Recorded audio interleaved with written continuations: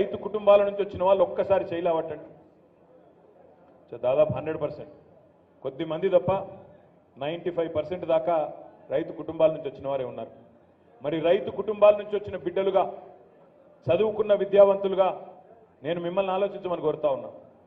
6 నెలల కిందట తెలంగాణలో వ్యవసాయం పరిస్థితి ఏంది, ఈరోజు ఏంది ఆలోచించండి. 6 నెలల కింద మీరు విన్న అందమైన నినాదాలు ఇవాళ ఎక్కడ పోయినాయి ఆలోచించండి. ఏమన్నారు ఆనాడు గౌరవనీయులు రేవంత్ రెడ్డి గారు?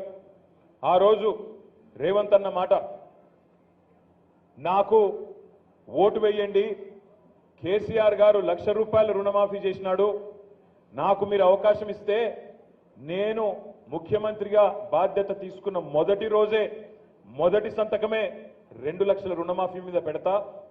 కేసీఆర్ గారి ద్వారా ₹1,00,000 రుణం మాఫీ తీసుకున్న వాళ్ళు కూడా అర్జెంటుగా బ్యాంకుకు పోండి, కొత్తగా ₹2,00,000 లోన్ తెచ్చుకోండి, నేను రాగానే డిసెంబర్ 9 నాడు మొదటి సంతకం నేను పెడతా అన్న మాట గుర్తుందా? ఒక్కసారి గుర్తు తెచ్చుకోండి.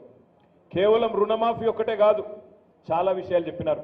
మరి నేను మిమ్మల్ని అడుగుతా ఉన్నా, రైతు బిడ్డలుగా ఆలోచించమని కోరుతా ఉన్నా. డిసెంబర్ 9 నాడు రుణమాఫీ అన్నారు.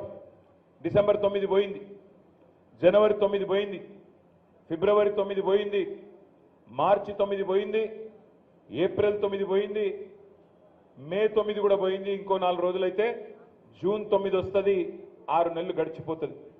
మొదటి రోజే సంతకం పెడతా అని చెప్పి మోసం చేసిన రేవంత్ రెడ్డి గారు కాంగ్రెస్ పార్టీ మీద ఏం చేయాలి విద్యావంతులు, ఏ నిర్ణయం తీసుకోవాలో దయచేసి మీరు ఆలోచించాలి. అదేవిధంగా ఇంకొక మాట అన్నారు, కేసీఆర్ గారు 10,000 రూపాయలు ఇస్తున్నాడు రైతు బంధు, మా ప్రభుత్వం వస్తే 10,000 కాదు 15,000 ఇస్తాం, రైతు బంధు కాదు రైతు భరోసా అన్నాడు. కేసీఆర్ గారు భూ యజమానులకే ఇస్తున్నాడు, భూస్వాములకే ఇస్తున్నాడు, మా ప్రభుత్వం వస్తే కౌలు రైతులకు కూడా రైతు భరోసా ఇస్తా, 15,000 ఇస్తా అన్నాడు. కేసీఆర్ గారు భూమున్నోళ్ళనే పట్టించుకుంటున్నాడు, మా ప్రభుత్వం వస్తే రైతు కూలీలను కూడా పట్టించుకుంటాం, నెలకు ₹1,000, సంవత్సరానికి ₹12,000 మరి రైతు కూలీలకు కూడా ఇస్తా అన్నాడు. Hi, this is Monica. Please like, share and subscribe JSR Media. Hello, నేను స్వాతి. JSR మీడియాకి వెంటనే లైక్ చేయండి, షేర్ చేయండి, కమెంట్ చేయండి అండ్ సబ్స్క్రైబ్ అవ్వండి. Thank you.